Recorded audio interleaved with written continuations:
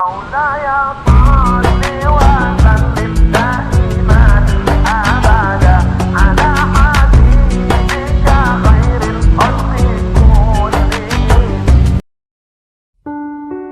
Assalamualaikum warahmatullahi wabarakatuh.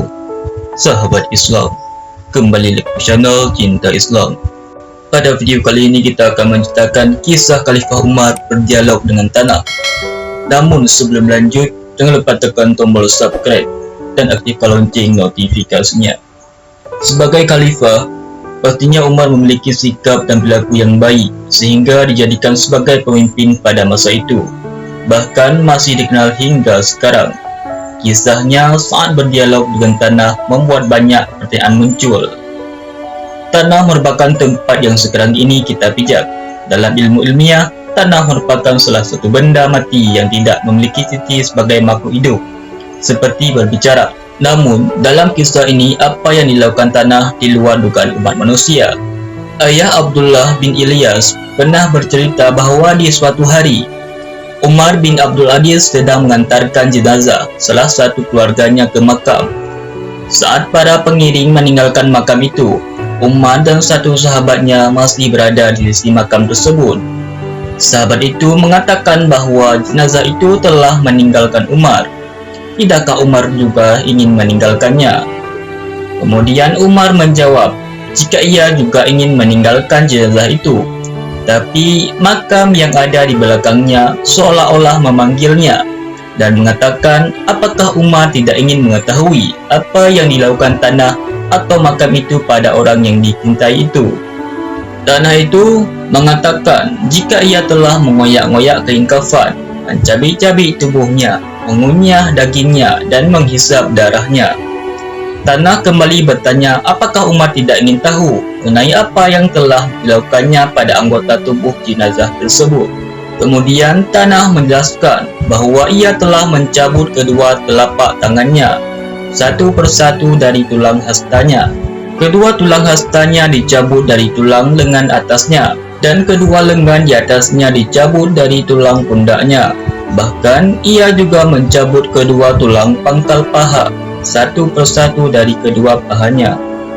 Kedua pahanya dicabut dari tulang betisnya dan kedua betisnya dicabut dari kedua telapak kakinya.